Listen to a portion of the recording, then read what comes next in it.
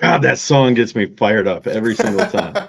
Every time I hear that, I think it's time for more hefpod. Oh man, it is a banger. We have some amazing fan songs, don't we? We do. They're We just do. oh Um, Shout out to everybody for tuning in. It's the end of the season, ups and downs, beginning to the end, as is the Eintracht Frankfurt way. This is Hey Eintracht Frankfurt, the Bundesliga podcast covering everything there is to know in the English language about Eintracht Frankfurt. Um, in our hearts, the greatest club in all facets, all measurements, in all galaxies, in all countries around the world. But we're heavily biased and we're having a couple brews too. Um, absolutely. John over in Virginia, Chris here in the middle of Michigan right now. How's Nova doing? Are you guys under sweltering heat yet, or Uh, things it easing their way in? it started off pretty hot this week, but it's been pouring like every single afternoon, early evening for the past few days now. So that's fun, I guess. I mean, you know what? Better than 95-degree weather like we had on Monday. So I have turned my heat on, and I have turned the air conditioning on both twice in the last 48 hours. Oh my We're going gosh. from like 80s in the daytime to 30s overnight, Oh and my gosh. usually I try to be that last person to ever turn it on, but it's a weird spring so far. Yeah, It that's just funky. speaking of weird things, it's a weird time in the sports calendar right now. European competitions finishing up domestically and internationally right now. If you're looking for the Eintracht Frankfurt men's team review, come back next week. We'll get on that then. But I highly encourage you to stick around right now for our Frauen recap. Did I say preview or I said review for the men? I don't know. Honestly, I But don't know. there's hockey on in the background, so you're going to see John and Yep. me looking away from it like this too. But I promise we're paying a little bit of attention to what we're talking about here because there's a lot to go over here with the Frauen Yeah. Recap. It's been quite a season, going from the expectations going into the season to talking about where we ended up and how we got to where we are today. Hmm. Um, we'll talk our way through the table and the transfer situation and all points in between. Let's just talk a little bit, John, about the expectations going into the year. I know you and I were both high on this group Yeah. for a variety of reasons. A couple players that we had brought in recent years that we were really hoping to get a lot out of. What over the last couple of years has been a very young and sometimes inexperienced group. Suddenly had Champions League experience, had some cup experience, had Bundesliga title run aspirations. I think I kind of said we both agreed at the beginning of the year that this was the year that one was on the table. That Wolfsburg has taken a step back. Bayern is still Bayern, but you catch them on the right days or the right combination of days, maybe there was a chance. I was solidly a two as the finishing position. Ultimately, it ends up being third. We'll get to how we Hmm. got there, but talk about your expectations going to the year and are you satisfied with the third place finish or do we need to talk through it all? Um, I mean, obviously, I had high hopes to compete a little bit more with Wolfsburg to take that second place. I think with how Wolfsburg has lost some players recently, obviously they've replaced them somewhat. Um, it felt like an opportunity was there to take second place, but we also had some major losses in the offseason. But like you said, we brought in some Bundesliga experience, especially in players like Blomqvist and Mehmeti, who were fantastic for us. I mean, both of them were incredible as expected. And so it does feel like third place is a slight disappointment. I think that's what the club wanted out of this season, right? Is just get third place, qualify again for the Champions League qualifiers. So by that measure, we got the job done. One other expectation I had was to qualify for that Champions League group league phase. Didn't get that done. Yeah. So that's to me a pretty big disappointment. And then not to win the Europa Cup as well after falling into that is a little bit of a disappointment. Yeah, frankly, going into this recap, I've kind of thrown out Europe and the cup myself because of the disappointments we've had in those competitions recently. Just a tough pill to swallow. I don't want to think about those things. Yeah. I know we're going to talk later about how we feel about Nico, and we've been very vocally frustrated with some of Mhm. the handling, but we might as well talk about it right here. Feel I feel like this just is who we are with this leadership. Is third is the ceiling. Um, Yep. if we were going to advance to a next level with this leadership, it would have happened this year. The talent that was there, the talent that Yep. was reasonably healthy throughout the season, just couldn't get us over the top. And I think for me, that's where the frustration lay. That I thought we had a chance to make a deeper run in Champions League because of who we were bringing back, the quality of player. Goes to show the gap at that next level. Yep. But domestically, with the Pokal, severe disappointment for me that we can't reach a final right now is just Yeah. I'm losing a little bit of hope. I mean, it's tough when you run into Wolfsburg in the quarterfinals, right? Um, we only lost that 1-0, so I'm not going to get the most upset over it. Obviously, it'd be nice to try and get further in Pokal than we have recently, right? Obviously, the only final we've made was in that was 2021, right? When we lost Yeah, in penalties or in extra time to Wolfsburg, or it was penalties, right? It's been years, man. Jeez. it's been a while. Yeah. Yeah, that feels like so long ago. Um, because now, but like you mentioned with Nico in third place, this is our fifth straight third place finish. The first few were great because let's be real, we didn't really have a chance of competing with a Bayern or a Wolfsburg at that time. Yep. The squad was extremely young, and but now they're in their primes, and unfortunately, a lot have left, are leaving. Um, part of that not being able to take the next step is down to the investment from the club, but a lot of it comes down to the coaching staff as well. Clearly, I think Nico has a lot of flaws, and I think part of his flaws also hurt in player retention as well, to a Yep. certain extent. So it feels like if we really want to take the next step, there needs to be a change there. And I think next year might prove we might even take a step back if we don't make a change, because the way that Leverkusen, Hoffenheim, Werder Bremen, I mean, even Freiburg and Union Berlin, to an extent, have been investing in their women's teams. Uh, Yep. they could surpass us possibly. But I mean, this team is still very good, despite the players that we will be losing. So we'll see. That's for So the summer.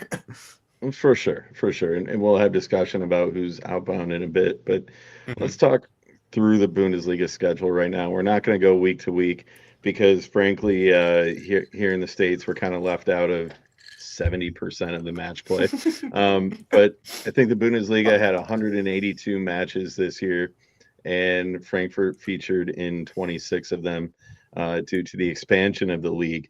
And Mhm. it, it was kind of a series of runs, hills and valleys, and then kind of leveling off, and then more hills and valleys.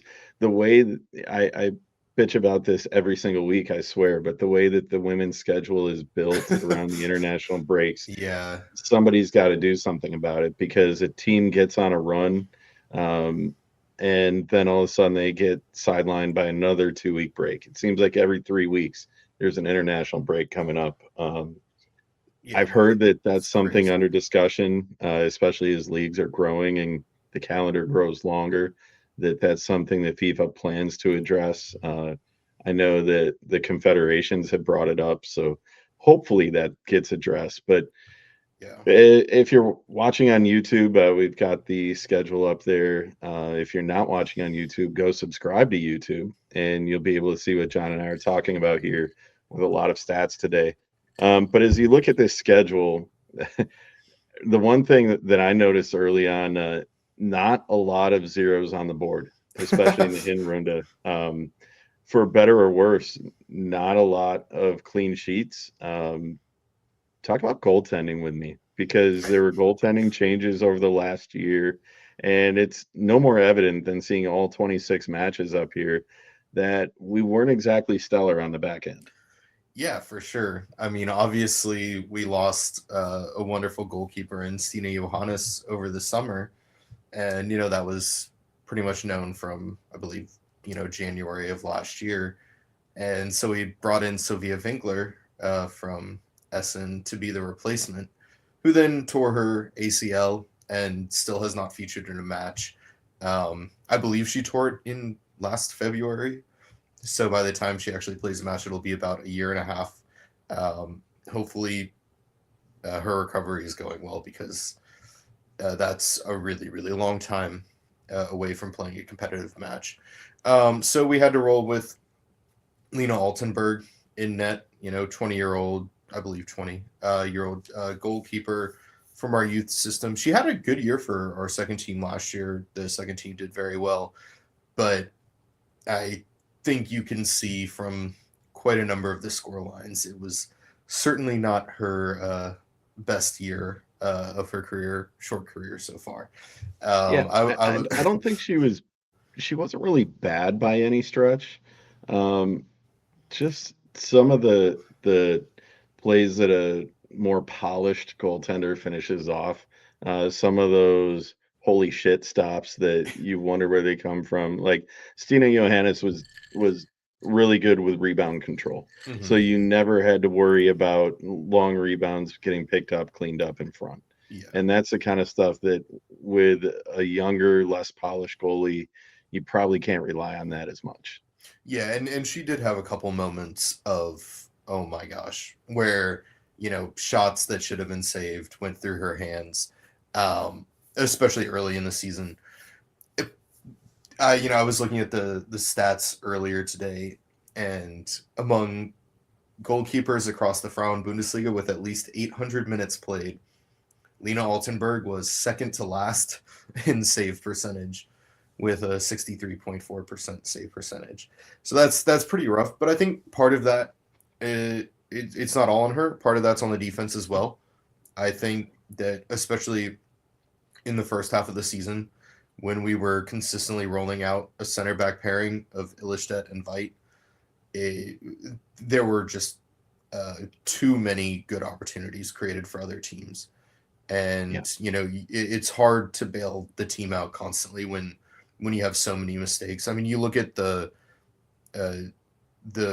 Champions League qualifiers against Real Madrid, and there were some ugly, ugly misplaced passes from both Illistedt and Veit that just let them in Yeah.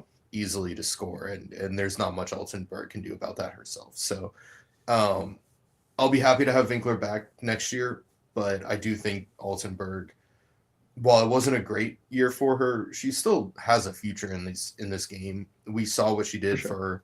for the second team last year in her appearances. So, there's like she's still clearly a talented goalkeeper, but I think for next year probably uh, could use work at maybe on loan or something.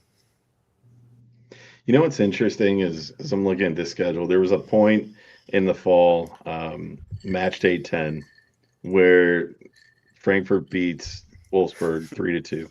Mm-hmm. And I I don't recall if we did the episode right before that match and we were confident in it, or it was right after where we're gloating about how amazing it was. That was probably more likely. Yeah, Um, I think yeah. Thinking, here we go after the 50-50 start to the year. We found our rhythm. We're Uh-huh. in full motion here. And then the 5-0 drubbing to Bayern Munich just kind of, humbled us again. It's the game after that that's even worse though. Losing And I was five to gonna say, three to Nuremberg. They it scored on all became 5 like of their shots on goal. bloodletting. Yeah, yeah. That one is completely inexplicable. But those are the kinds of matches we're accustomed to seeing on the men's side Mhm. with this club, that the women, for the most part, have shied away from those weird bottom quarter of the table losses. Mhm. They haven't been completely immune to them, but they haven't happened as frequently and they haven't hurt as much in the table. But at that point in the year, due to the slow start, it was one of those things where we were hovering around 4, 5, 6, Mhm. like Yep. bleeding points away to teams like Nuremberg and saying, how are we going to recover? And I But remember desperately hoping that new year would come as soon as possible. yeah. But also you talk about the international schedule. Look at that break between the Wolfsburg game Whole and the month off, Bayern right? game. A full month Yep. off from league competition. That is insane. And What you that see does to you is, and that's not even a winter pause. That's no. just a full month off because FIFA feels like it or UEFA feels like it. But Yep. what that does for the rhythm of your players, not just the ones that are going out to play for national teams, but the ones that are sitting back in camp. Mhm. I mean, I know they get some downtime to themselves to recover, go, you know, go on a vacation or something like that. But what that does for you to sit there and train day after day for almost a full month, like it drains your brain, and all the clubs have Yeah. to do it. It's not like it's only a Frankfurt issue, but you would never see that on the men's side. You would No. never see them No. have to deal with a month off A in full the month middle is of November. crazy. Yeah. Like I Yeah. realize I think right the men's schedule switched over to like 2 weeks every once in a while now rather than 1 week a month or whatever. Yeah. But yeah, like to have a full month off there is it just completely destroys you. Like we come off of a big win against Wolfsburg. It's like, all right, we can get the season on track now. You come back from a month long break, lose to Bayern, lose to Nuremberg, draw against Union. Thank God we had Essen as the last match day of the calendar year, or yeah, of But the calendar even year. then, there was very little confidence going in Oh because of no, the absolutely previous not. form. Yeah, Yeah. the only thing that gave us confidence in that was how we beat them the first match day, right? But yeah, I mean, it's just you come back and play terribly. It's so frustrating, Yeah. and it happens too much, Yeah. and That was probably the low point in the year. The end of mhm, the calendar year being the low point in the year. I mean, yeah, thankfully, finishing it out with a victory in the last match day was great.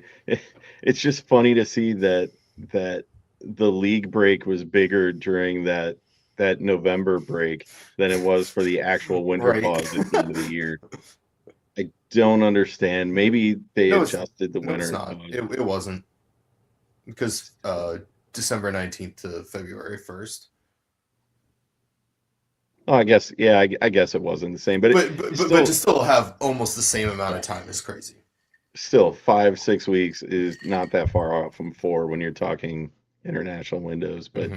anyway, as the calendar turned and things were still a little wobbly, that we were still playing better Hmm. in our victories. You know, a weird loss like the 4-2 to Bremen. That Yeah, that one was kind of funky, but that one was tough. But I we mean, there were. found goal scoring form after that, and you could really feel that pivot. Hmm. Yeah, I mean, you look at that. We only dropped. Yeah, we only dropped points one time after that match, and that was against Bayern. Yep, That's expected. yep, yep. Bayern are just And a it's completely different animal. So, for sure, uh, for sure. And there, even in that 2-0 loss, there were moments of, for some reason, we play them tough every time, mhm. and it Oh, gets your all hopes yeah. up. Well, except for the 5-0, but Yeah, yeah. but we always Uh, play them tough away. Honestly, like yes, whether it's yes. Pokal, whether it's league, it's always we always give them a fight away. It's really impressive. But the way that the season ended, the run of form when we were stuck in fourth place and now, we don't hold the chips Hmm. anymore. The way that they went out around March and just said, we're the experienced team. That's what you wanted to see. Say, we have the experience, we have the hot shots up front, we are going to take care of business. Um, Yeah. that that made me feel good. As frustrated as I've been about some of the leadership and some of the mismanaging of can't even say roster. It's game management for me is the Yeah, issue.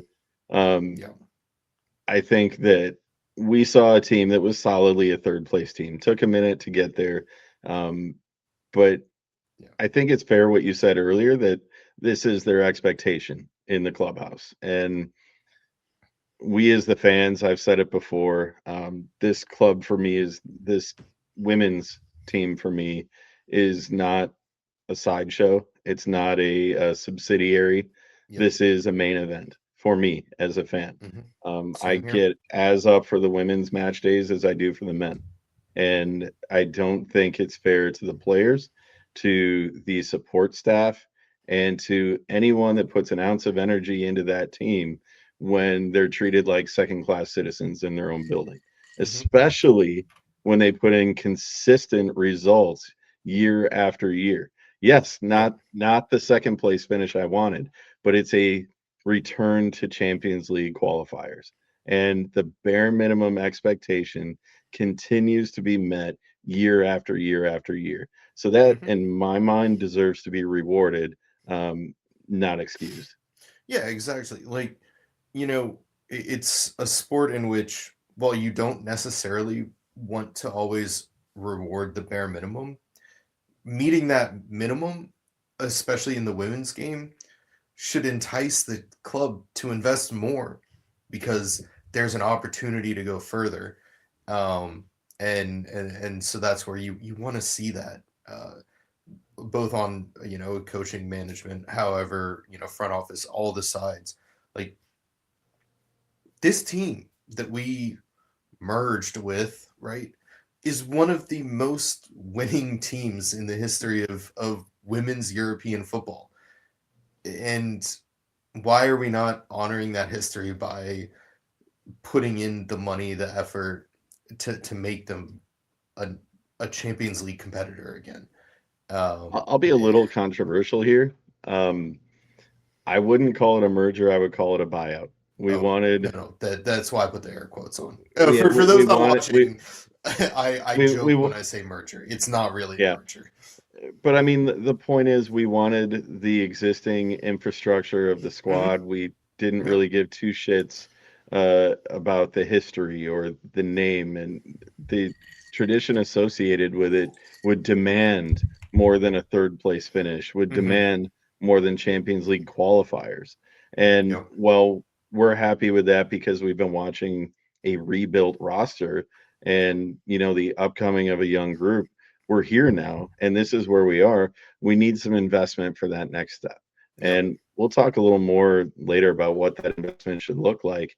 um, but we got to look at what we're about to lose first, and that's where my mind is at, where I say oh shit. Yeah. Yeah. Because as we talk about what we're about to lose, and you and I were talking offline about this, we all know the names that are leaving. But please go on YouTube right now and take a look at the Outbound Eagles, because it is a scary sight to see here. Damn, you Um, misspelled Lizana Grave's name.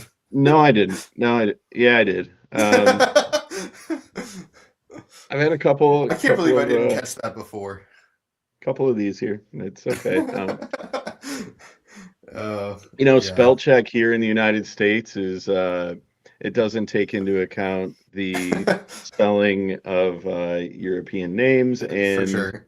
my spell check is more aligned with Dutch, so I really can't. Fair, fair. Anyway, so we all know the names that are leaving, but what they Mm, bring to the table in experience. We talked about how this went from a young core to an extraordinarily experienced core to mhm. a high scoring, high caliber group, Yeah, and now we're going to lose not the entire core, but a big portion of the core. it's The a lot. midfield is going to lose. The attack is going to lose. Reuteler and Aniomi alone are like 58% of our entire offense. Yeah, So they were our first and fourth highest goal Yeah, first and fourth highest goal contributors this year. Like it's a lot. I did spell that wrong. Fuck me. um, so we know who's leaving. If you're Hmm. not watching and you're listening, Grava writes in Reutler, Aniomi, and Sense. A lot Yeah. going on there, but let's talk from the back line forward. What this does as we rebuild a roster over the summer and look at next season. Obvious holes in the midfield, obvious holes in the attack, kind of Hmm. right up the middle is where we're going to get stung the most. Yeah. Yeah, I mean, if you want to start at the back, you look at Nadine Reeson, who played quite a bit for us at right back this season. I thought she played very well. Um, put in some really solid performances. Uh, at the end of the day, I think she's a very decent fullback for the Bundesliga.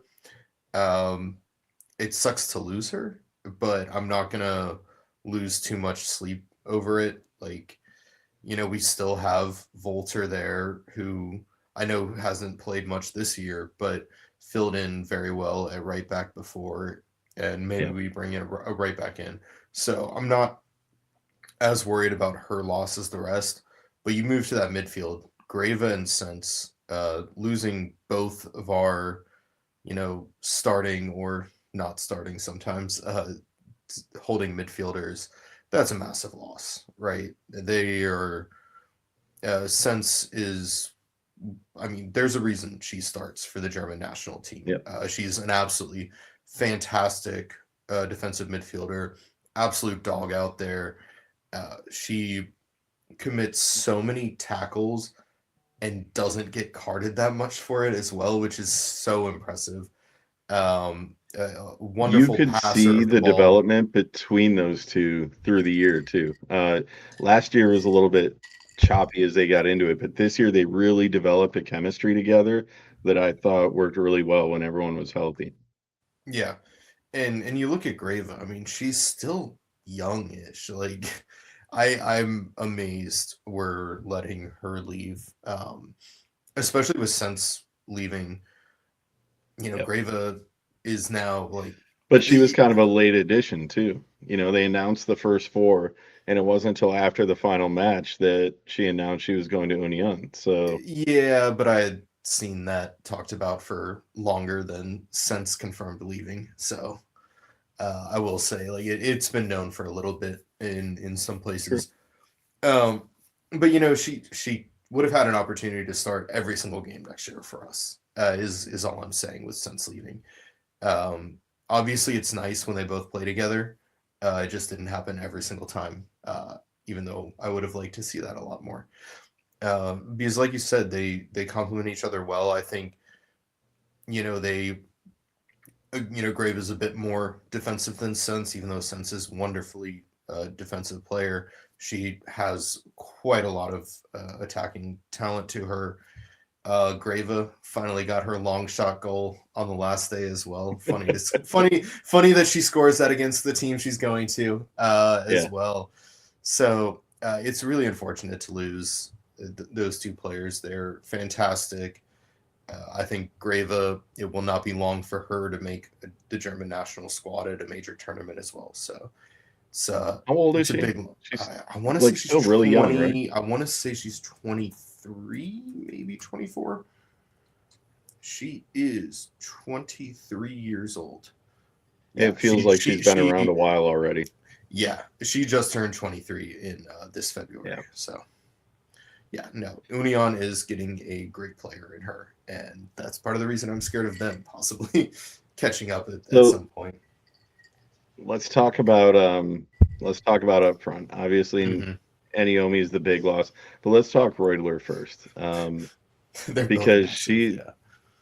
Yeah. she's kind of a jack of all trades, and I was a little surprised when I was looking at her total goals and assists production. It really doesn't feel like that much, and I don't mean that in a bad way, but I can kind of sit here on the side and be on camera. There, shift to the side, shift to the side for our lousy Uh, uh, graphics. No, uh, the other one. You gotta oh, go the the other other way. one. There we go. Sorry. Um, Oh God, I'm so bad at this production stuff. Uh, but when I'm looking at her goals and assist stuff, so much of her production just goes under the radar. And Mhm. it's not that she's not present in every game because she makes massive impacts, as is obvious on the score sheet, but she's just always in the right place at the right time when we need her to do something. Yeah, dude, she is such a fantastic player. I cried when she left the pitch. Honestly, I did. Hmm. And I wish that we would have had the same moment for Enyomi. Unfortunately, she was injured. I would have cried as well. But yeah, I mean, Reuteler is just, she's almost a perfect attacking midfielder. She can play anywhere. Like, she can play both sides. She could play as a 10. She has played as a striker for us and done fantastic in all of those positions. And you look at the goal contribution records, that's about half a goal, or half a contribution per game, right? Um, Close to 90 and 183. And that's over 8 seasons. Like, she was young on a not great Erste FFC Frankfurt side. We were not necessarily great our first year as Eintracht Frankfurt.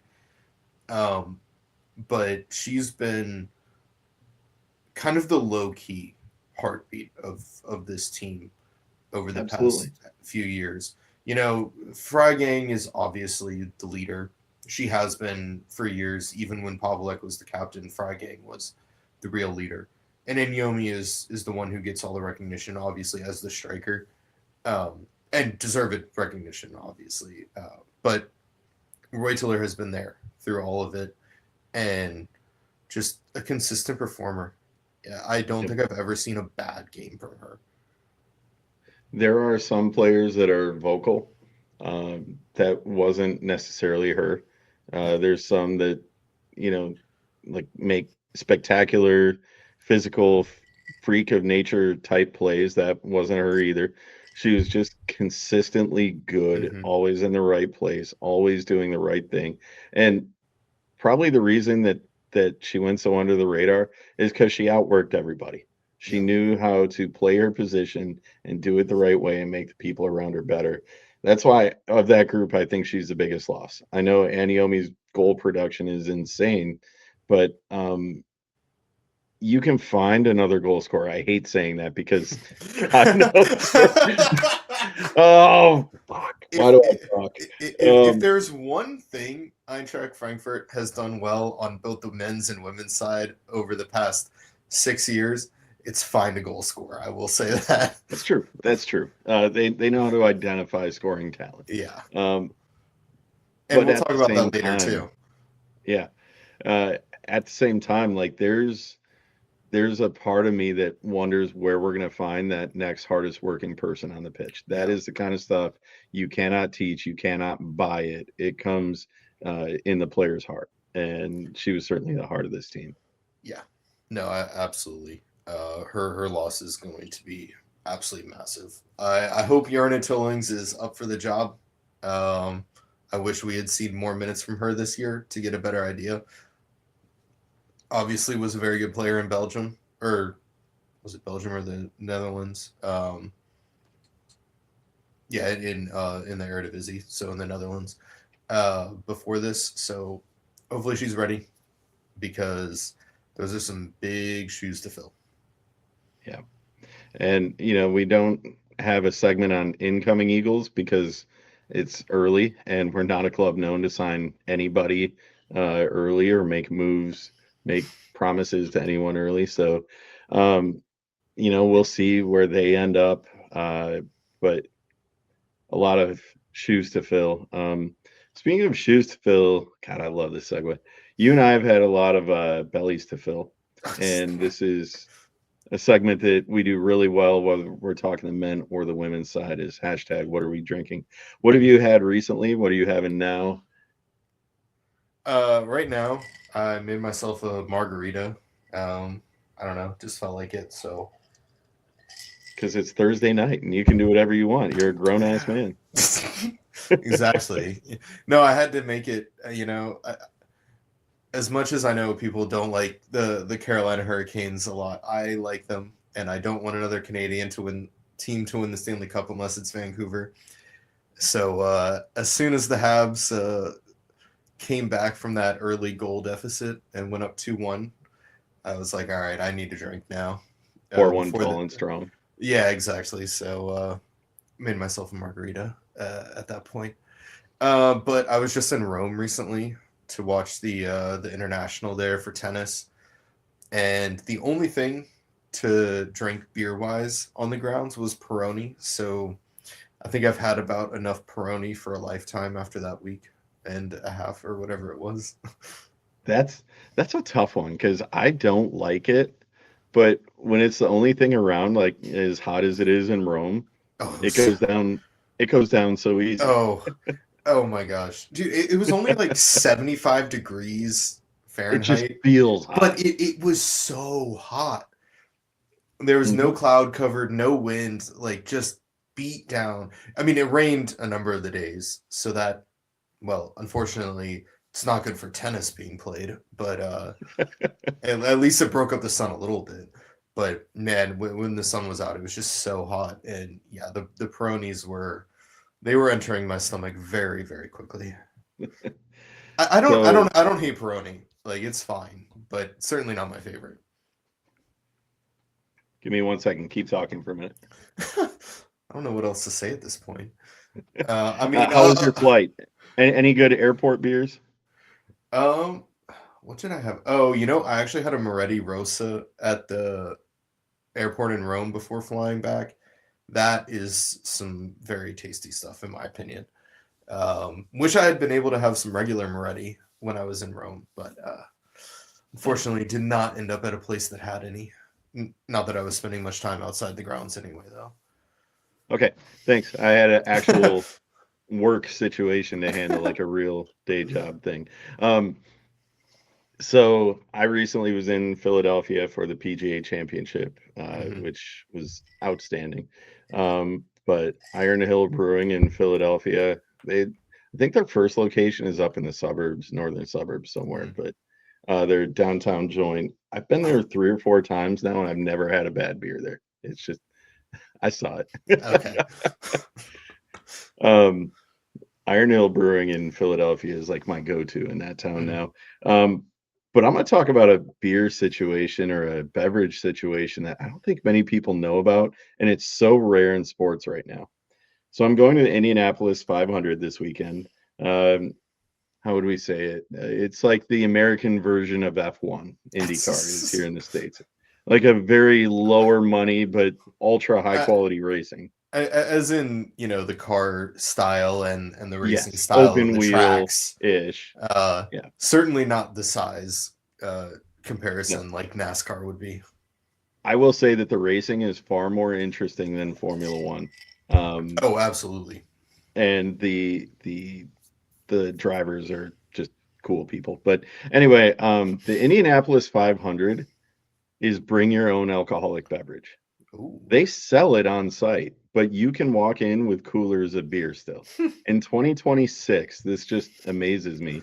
The fact is, there's going to be almost 300,000 people there, Yeah. and the lines would be insane if you couldn't bring your own in. Yeah. So, what I'm going to do is I'm going to go to the store tomorrow and I'm going to buy like 20 of my most favorite beers from here in Michigan, and I'm going to take them down there, and I'm not going to drink any of them. I'm going to pass them around to the people around me, and wherever they're from, they're going to bring their beer and pass it around, and it's just going to be like a cultural immersion situation down there I like in that. Indianapolis. So, if You nobody's, better be prepared to bring a lot though. I'm gonna bring like they have cooler restrictions, but also there's Mhm. two of us, and the Yeah. water refill stations are free, so I can get the water all I need to hydrate in Yeah. between. But whatever I can fit in the two coolers, I'm gonna do. But I just love the Nice. idea of like bring your own beer, bring your own beverage. You can bring liquor in as long as it's not in glass, they don't care. And I think that's just such a cool That's thing awesome. in Yeah. 2026 where everyone's trying to nickel and dime you. Hmm. Um, but I'm really excited for that. If you haven't been there, I'm not a big race car guy, but that experience is one of my favorite in all of sports. It's just out of this world fun. So Yeah, anyway, that's awesome. so here's cheers to the ladies leaving the club. Good luck to you. Cheers to them. Except when you face us again, because it always happens. It always happens. No matter where they go, they find a way to face off against us. You know, Champions League qualifiers next year. Don't say it, man. That shit's real. I'm just saying, with Yomi, it might happen. Let's hope not. She'd put up Yeah. 3 or 4. Oh, she'd destroy us. Because our defense, our midfield won't be established yet. It'll be a mess. Yeah. But John, I want to talk a little bit about, as we get back into our recap, awards for the season, MVPs, MIPs, not the alcohol kind, like the most improved player. So let's start with the big one, the MVP. Who's the most valuable person on the team this year? It's I think it has to be Yomi, right? I think you want to say Reutler, don't you? I think both Reutler and Blomqvist are right there, especially with how Blomqvist played in the Europa Cup. I think if you're talking just Bundesliga, then it's definitely Yomi. But if you include all the competitions, then I think the other two make a really good case. But I still think it has to be Yomi. I mean, how many damn goals did she score? Yeah, 13 league goals. Yeah, I know Fragging had 12, but Yomi also had 6 assists. So yep. Don't get into that yet. We still got to talk stats later, but no, you're right. I think Yomi gets that just based on sheer volume. And I think I gave Blomqvist for me was like MVP last year. Blomqvist for me is the most underrated player because her contributions came at very key times in big matches and a few of them where other players weren't producing. And I thought that meant something to the team quite a bit. Do you have a most improved player over last year? Over last, honestly, probably Nadine Reason. I thought the way she looked when she played this year was a lot better than the minutes we had seen from her previously in an Eintracht kit. I think everyone else looked relatively how we expected, right? But yeah, I think I thought she looked really good compared to just okay. Fair. I'll agree with that. I don't think we saw giant steps from anybody that said, "Oh, that's the most obvious, improvement right there." What about disappointment? Yellowvite. I think you can make an argument for Amanda Ellisted as well. The only reason I wouldn't put Ellisted there is she is 33 years old. I was hoping for more when we signed her. I remember, when we were in Philly and you showed me that we signed her. We were, a few drinks in at the bar. I think we bought another round after that. Yeah, we did another round or two as I ripped my freaking headphones out of my camera or computer. Yeah, I was really excited for that signing because she had been playing for Arsenal for years. I know she hadn't been playing as much recently, but it was nice to see a signing to replace Dorson at the time. But you saw in her play why Arsenal were willing to let her go. But I still think Yellowvite, she's still really young. I know she just turned 21. So still room for improvement, but I thought she looked pretty rough out there this year.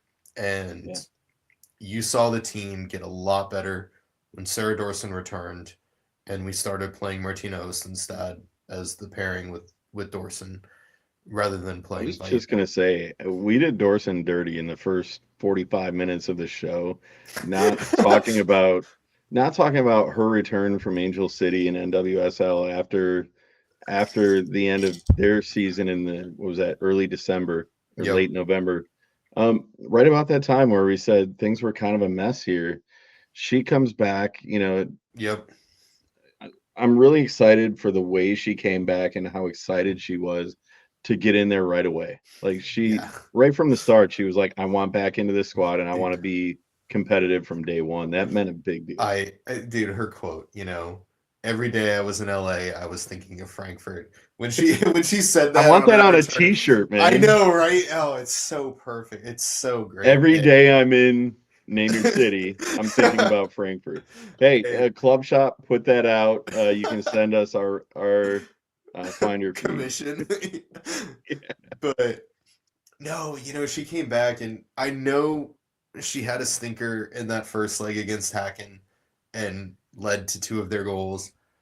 But holy shit, she was so good for us Yep. in the rest of the games that she played, and I was very happy for that because her time at Angel City did not go well. She did not play well, did not adjust to the NWSL by any means, unfortunately. So, and again, she's also 32, 33 years old. Yep. Getting to the point where a fall off can happen at any moment.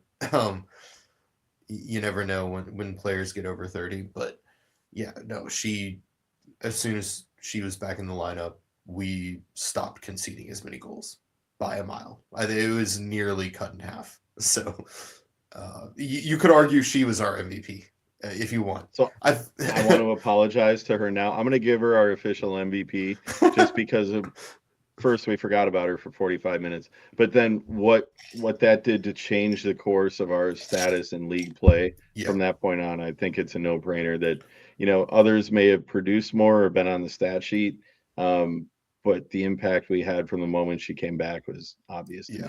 So no, I would agree. It's hard to get an MVP as a half season player, but she deserves it. certainly worthy of it. I think the Yeah. stats bear that out too. Yeah. So talking table talk here, our last one of the Mhm. year, looking around the rest of the league, we talked a lot about our third place finish, but let's talk about how the rest of the league ended up and what exactly it means. Now with the expanded league, two teams are going down, right? Yep, two teams going down Yep. this year. Two teams down, two teams up. Yep. Um, not the kind of drama at the bottom that the men's side saw through the end of the year. Uh, No. it was just Oh, trash, they, horrible, they they like were awful. historically bad. I mean, not as bad as Potsdam last year, though. Historically bad, not Potsdam that was bad, but yeah. I think that Potsdam season last year was the second worst season ever in the Frauen Bundesliga. So this isn't that bad, but it's Yeah. pretty terrible. Yeah. So Unfortunately. as we keep talking about third place, you can see that gap at the top. Again, if you're watching, if you're not watching, you'll get over to YouTube, youtube.com/HEF pod.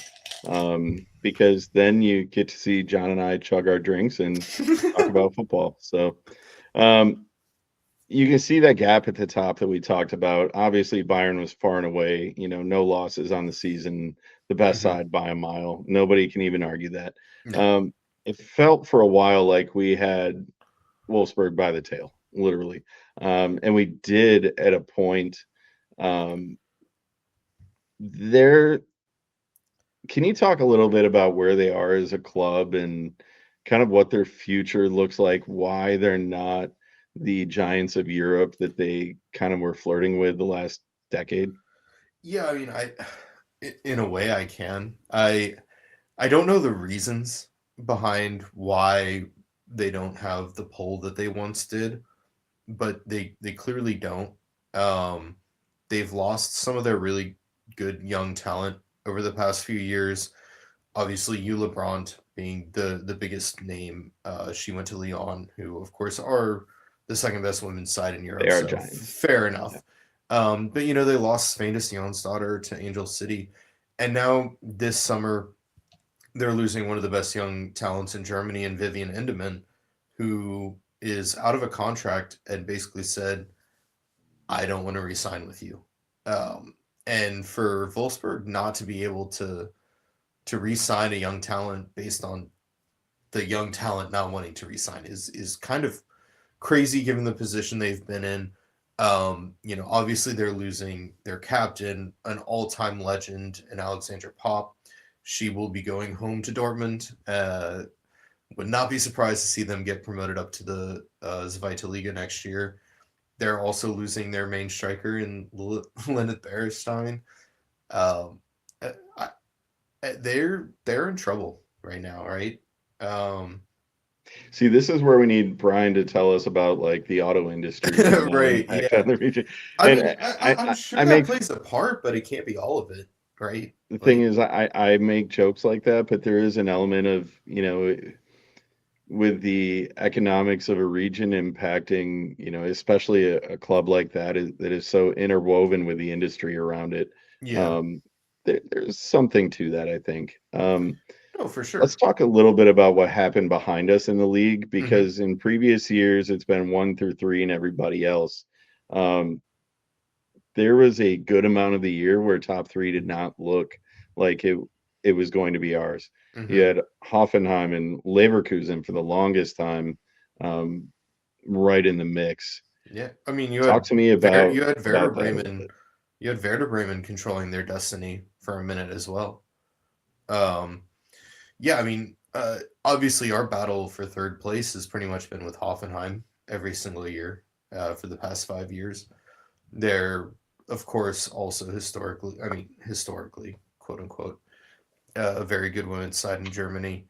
Put a lot of money into their women's side. Have been able to produce a ton of talent. Leverkusen, they've been investing heavily in the women's side in recent years.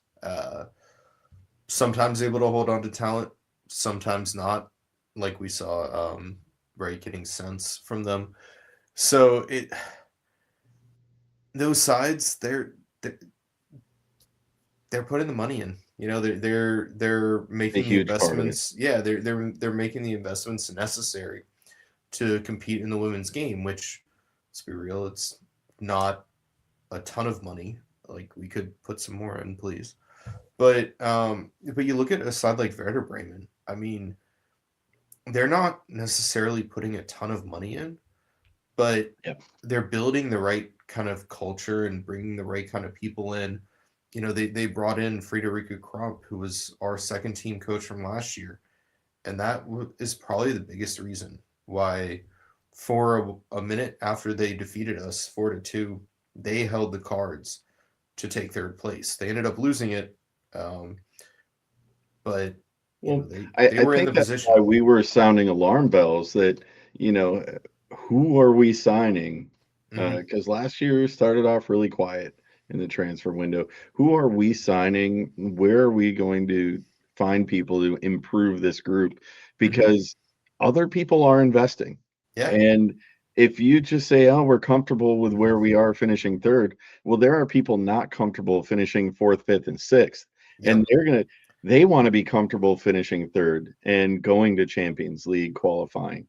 Hmm. So it's one thing to say you're comfortable with third if you have enough to maintain that. Right. But when you're flirting with fourth and fifth, you're not you're not comfortable with that. And that's Yeah. something that really needs to be focused on is where, they got to be targeted with the investment. I understand that, but let's do it in a way that makes sense here because we're going to get caught up with pretty quick, maybe in the next 12 months if we're not careful. Yeah. Um, No, I I mean, want to go over some league stats with you real quick, all right. particularly the league leaders. Um, Goal scoring, as I have our banners covering everything up. Let's look at goal scoring here because I'm Yeah. seeing. I love the way FOTMob is like, by the way, 10 of your goals came from penalties. We're going to give those a little discredit. Well, well, you could put a different logo next to her name if you really wanted to, Fair, fair. because we are grabbing her over this summer. That's already But been confirmed. but she's not there now. No, she's not. And 10 penalty goals is a lot. Holy shit. Like Well, that is a lot. you know who really struggles with penalty goals? Who's like, Uh, thank uh, God I never have to take one again. you mean Sitting at number number 7, Laura seven on the Frogging. list? But we do have Sarah Dorson who scores her penalties again. True. So, Um, but yeah, no, but I also like. this might show that we struggle getting to the spot. Maybe we need to put a little more effort into taking some penalties in the box because Honestly, yeah, we how many penalties did we even take this year? If none of in the Anyomi, matches Freigang, that or I Blomqvist, saw, like yeah, none.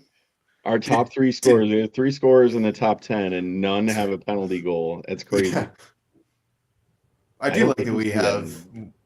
We're the only team with more than one player in the top 10, and we have three. That's pretty hype. It kind of goes to show the diversity of the attack. Yeah. It was coming from different people, and a moment on Laura Frogging because before Aniomi arrived, the entire offense, for better or worse, Fire Singer and no, what's her name, who is also part of that bunch up there. What, It's killing me now. Proshnikar? Yeah, Prashnikar. And there was a balance of players that were leading an attack, but um, a lot of it ended up on this team went where Fragging went.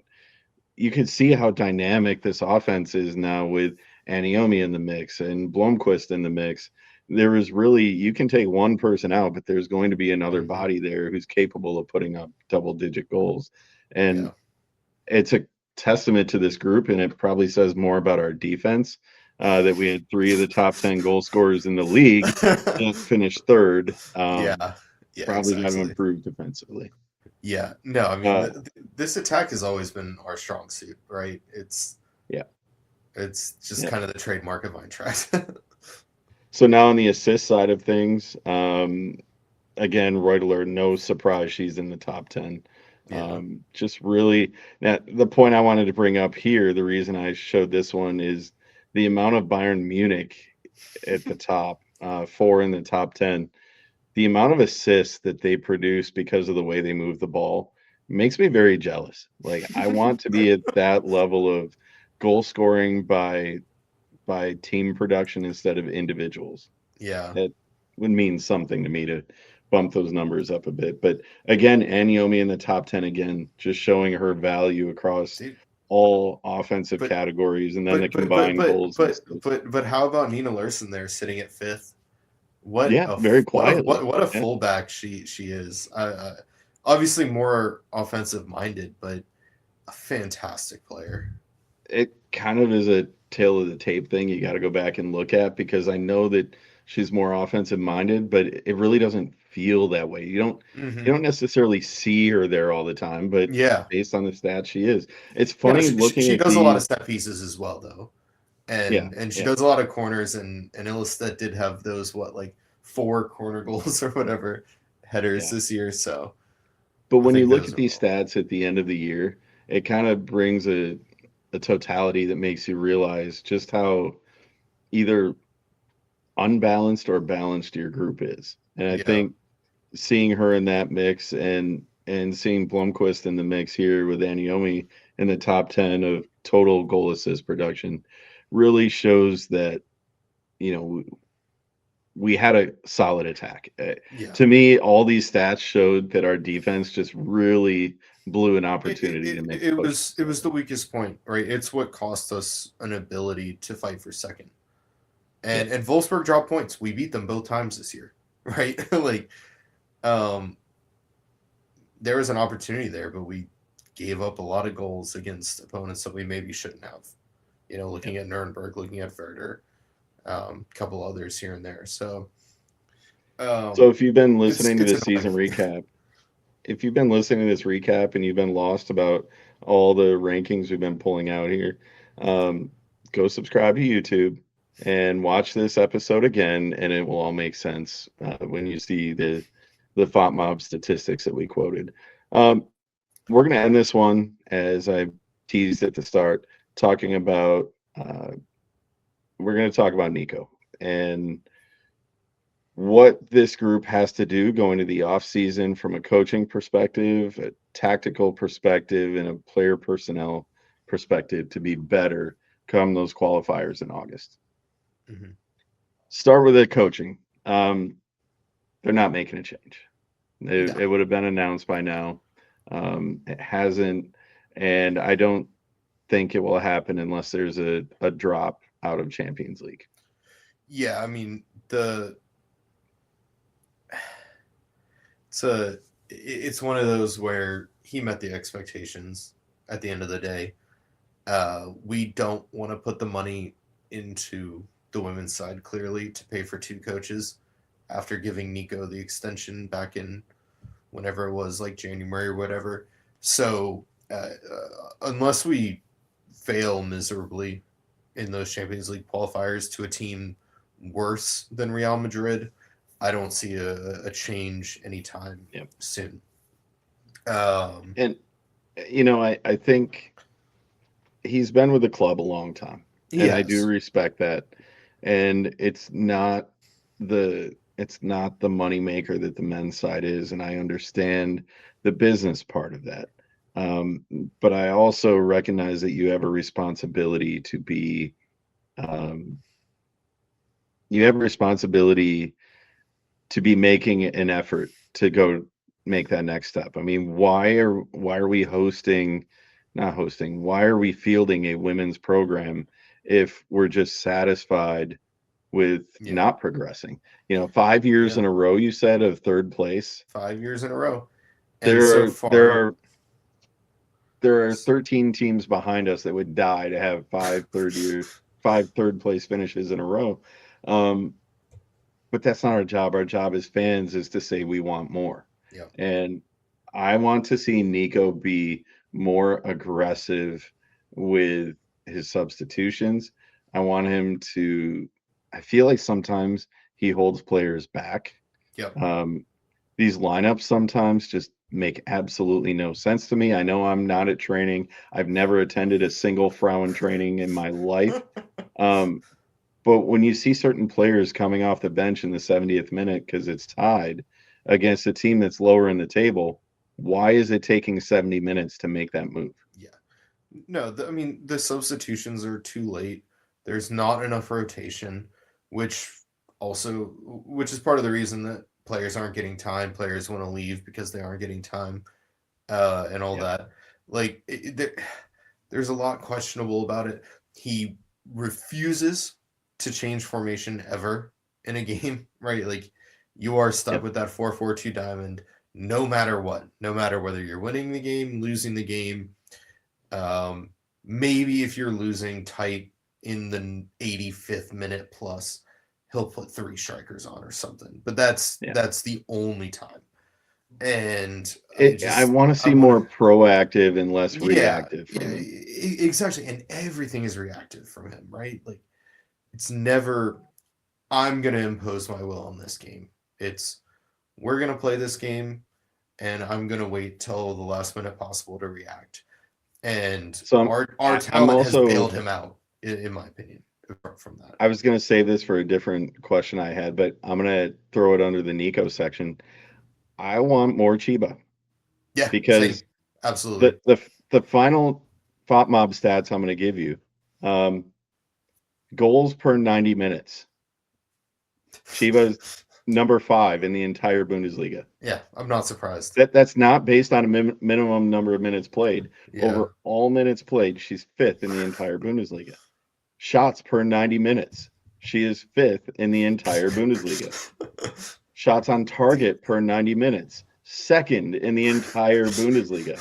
Like, I probably like analytics a little more than some people do, but you can't ignore that she's a very good player who's been wasting away on the bench. And you don't need the analytics for that either. You see it when she's on the pitch. She's a fucking spark plug.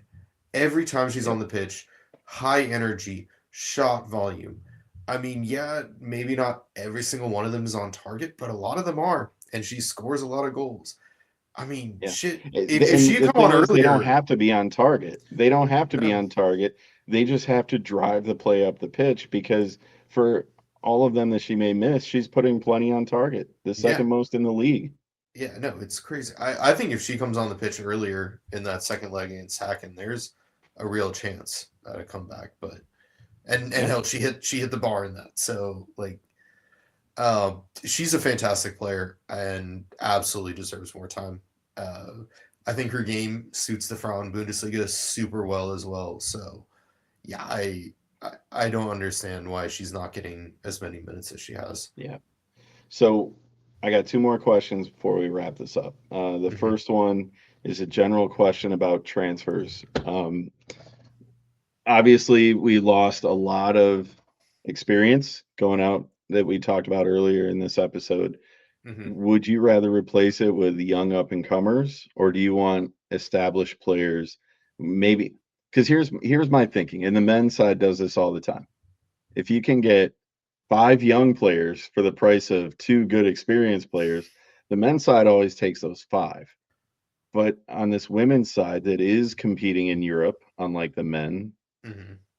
bug off for your stupidity. But We'll um, talk about them later. that's for next week. Yeah. Um, I'm gonna need more alcohol for that one. Oh, a lot more for that one.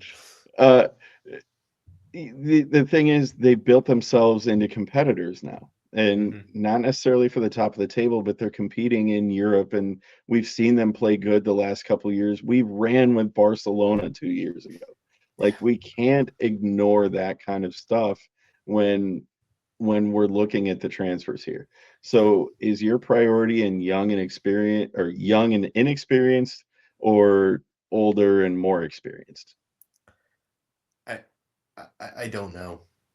I Because as At much that as point, it's economics, right? well, at a certain point, right? Like you want those experienced players, like a Blomqvist, like a Mehmeti, who are fantastic, but when you're if you can find a replacement for Roy Tiller, right? That's the real one. We have to find the replacement for because we're bringing in Mulhouse for Anyomi, who Yeah. is not Anyomi. Like I know she was the leading goal scorer in the league. She's not as good as her. We're bringing in Krumbiegel to replace Sense. Krumbiegel, similar age. She played at Hoffenheim for years. Was good. Played for Juve the past two. Um, it's one of those where if you want to maintain where we are, you bring in that same caliber experienced player because we do not have the finances. Like, even if we were investing money in the team to bring in the experienced player that's going to be better than a Reutler, if we were able to do that, we'd be able to keep Reutler. So you maybe want to see a younger, more inexperienced player brought in who might have a higher ceiling, but isn't necessarily that. But it's a hard balance to find because at the same time, you really want to solidify a minimum of third place for next year, and that's going to be hard. So I don't know. I would say I think that the club will go out and find an experienced player for cheap, who's decent as replacement there. But I don't know if that would necessarily be my preference. But I Yeah. don't know. I, I, Well, we'll see. I'm fine with either though. I just want a good replacement, right? I got one more question for you. Yeah. Are you going to go 50-50 with me and buy the broadcast rights for the Frauen Bundesliga in the United States? Dude, please, someone other than DAZN pick these rights up and give us stadium feed only. That's all we ask for. I just want the feed. I don't I care if don't there's a need a comp. shitty announcer. I don't. Oh my god. I Can know we we. talk about the one from the last match for a I minute? was about to say. I know we were complaining about So, a high John, school ass announcer. you and I like obscure sports. I think that's Yeah. fair to say. We watch a lot of sports on ESPN Plus and the other broadcast, not even broadcast networks, the random websites. Like, Dude. I will text you at 2 in the morning because I found a random game on a random channel, and you got to watch this cricket match in Australia at 2:30 in the morning. You're my go-to on that. This was the worst announcer I have ever heard call a top five European league of any gender ever. It was so bad. It was really bad. One of my friends in college, he did some commentary for William and Mary Soccer, and even though I clowned on him for it, that was better than what we heard over the weekend. That was It, really bad. That was not even a high school US level. Like, I don't need an announcer. I don't need a world feed. I just need a camera. I would like some yeah. stadium noise. If we can't put a microphone in, if that's outside the budget, I will go there with a cell phone and broadcast to the world. I don't care. Just show us They have 13 those games. Or I mean, like not even 13 games. 360, they have those like 360 cameras now, right? Where like I know a lot of people use them to film their high schoolers for like Yeah. scouting videos and all that. Hell, just put one of those in. It's shitty quality, but I'll fucking watch it if there's no other 13 feed. games is half the season. I would settle for 13 games. I think I went back and thought about it. I think I saw 8 league games this year.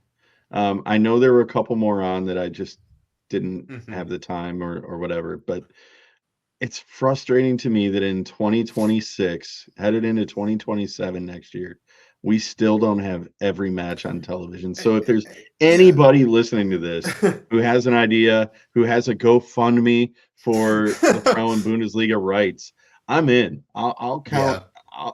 Dead honest. I will give $1,000 towards the rights. I have no idea how much they cost, but I will figure that out.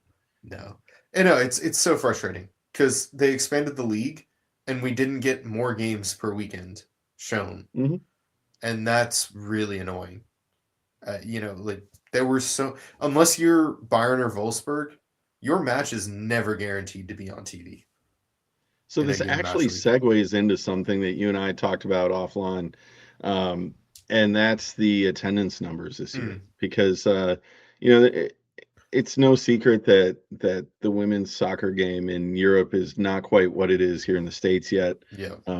Internationally and domestically, it's just a different level. But the reverse is true on the men's side. So it's not a shot at anybody. It's just a matter of fact. But this year, the German Women's Bundesliga set an attendance record with 653,750 fans over 182 matches. Now, 2 additional teams in the league, obviously more matches than usual, but still the average was 3,592, which is significantly higher, about 700 more per game than the previous record set in the 23-24 season. On top of that, Union Berlin, who was just promoted last year, had the highest average attendance with 8,200 per game. They totaled 13 home matches, 106,708 fans. That is absolutely incredible. Huge shout out to their fans for showing up. Playing it in the same stadium as the men, damn near filling it. That is a very special thing that they did in their first year, and they were competitive because of it. You could see the support behind them was awesome. And Bayern Munich set the record for the largest Bundesliga crowd ever, Frauen Bundesliga, 57,762 fans when they hosted Leverkusen at Allianz, which, again, I hate to say it, but shout out to them. They showed up. That is a phenomenal thing. We love seeing the women's game grow. I mean, just the amount of people that actually engage with us about the women's side now, especially last year in Louisville. 2 years ago, I don't think we had a single Frauen conversation, but last year, Louisville and Philly, we were talking to people about the Frauen side and about the team and who they liked. And some of them said, yeah, I'd never watched till I heard you guys. And that made me feel kind of good. Like, doing this and talking to 6 people a week is fun, but I also like to, talk to 12 people a week next year and then 50 a week the year after that. That's exciting. So it's good to see the league grow, good to see the sport grow, especially in Europe where it's kind of struggled to take off recently. Yeah. Parts of Europe, not everywhere. No, I mean, certainly the game in England has taken off, but outside of England, it's been slow, unfortunately. So Spain has had some good numbers. Italy is catching on slowly. Spain with Barcelona. Outside of Barcelona, it's I guess it's when Barcelona comes to town that everyone yeah, exactly. So John, you got open mic night here for about 2 minutes.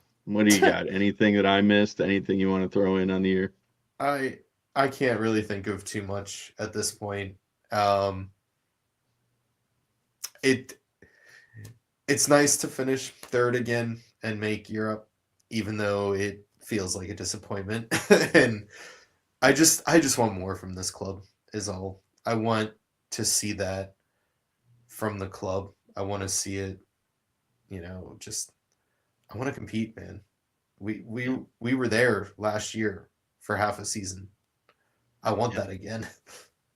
My And yeah, goal for 2026, 27 is to compete for second. I know yeah, it's still a long shot, but my goal is to compete, to be there, to start strong, yeah. stronger than we did this year, and be there. My second goal is I have never seen a Frauen match in person. I was damn close to flying to Iceland a couple years ago because I was Mm. like a cheap flight away and regret not doing it. I really regret not doing it. Was that when we lost Um, to Ajax? yeah, kind Okay. of glad I wasn't there Yeah, because of fair. that one. On like the But last second corner, yeah. the flights were only like $350 from here, and Oh, I was so oh. close, but work got in the I mean, to way. be fair, the only game I've been to, we lost to Benfica in Lisbon. So, Yeah, but that was a pretty epic game to go to. The location and all that oh, is for just for sure. And yeah, Champions League group stage is pretty yeah. hype. So the goals are set for next year. Just show incremental improvement. Yeah. And speaking of incremental improvement, next week we're going to have to talk about a side that is going to be entirely rebuilt as we do the men's recap, where we will talk about rebuilding the coaching staff, rebuilding a roster, rebuilding a fan base that has frankly lost trust in everybody in control of that group. Yep. We'll talk about Marcus Kroesche and how hot his seat may or may not be. Yeah, but that's a problem for next week. We're going to enjoy the positives of this week. Always nice to leave the season with a win. Yep. And only one team gets to raise a trophy, but the others are hoping for a win on the last match day of the year. And by doing that, we get to go into next year on a win streak, right? Yep. And you know what? We did our job on the last day that we needed to. Ended up not actually needing to because the other games went our way. But going down 2-0 to Union, it felt bad for a minute, and then the team showed fight. Like as soon as they went down 2-0, just put everything into it and easily won the game because they just Yeah. controlled it. And I think that was my favorite part of it was they showed the will, they showed the want, they showed their talent and went out there and said, you know what, we're not letting you take this away from us. And so They that was didn't really know nice to that they see. were playing for nothing. No. With the other matches being played concurrently, they didn't know that. And when they came out soft, I think they kind of, as Michael Jordan said, they took it personally, and Yeah. you could kind of see that too. Like Yeah. you didn't see any panic, you didn't see any emotions get out of control. They just took care of business, and I really appreciated that from them. Hmm. I think that there's a lesson to be learned from that as a mature group going forward, developing some of the younger players that watch that happen. Yep. Absolutely. Well, it was a fun Frown season. I can't wait to do it Yep. again next year, John. Appreciate you talking through it. Are you still on the social medias? Can we yell at you somewhere for your really Uh, good takes that are better than mine? you mean my really bad takes constantly? Yeah, I'm on Blue Sky at johnben.bsky.social, Instagram at johnben33, but don't really post You're too much also on sports there. Discord because our Discord Oh is yeah, still yeah, rocking really strong. yeah, That's the yeah, yeah. best 24-hour Join Eintracht chat. it. Yeah, join our Discord. Right, that link is somewhere. So yeah, That'll go all summer long too. huh? Oh yeah, You the Discord is 24/7. You know. and John's. I think you were the one that started the World Cup predictor Yeah, league. yeah, that's right. Yeah, we started the World Cup with Predictor League. Danny was asking for it, so I just made it. I had nothing better to But do. So you got to go to the Discord to get there too. yeah, the link is in the Discord. So if you And want if to put you listen to predictions in. 120 minutes to get to that, or no, I'm sorry, an hour and 20 minutes, had a couple of these, but No, John, it's been fun. We'll do it Yeah. again next season and next week for the men's side. Hell yeah. All right. Till next time. Cheers. Cheers. Eintracht Frankfurt, schalalala, hey, Eintracht Frankfurt, schalalala.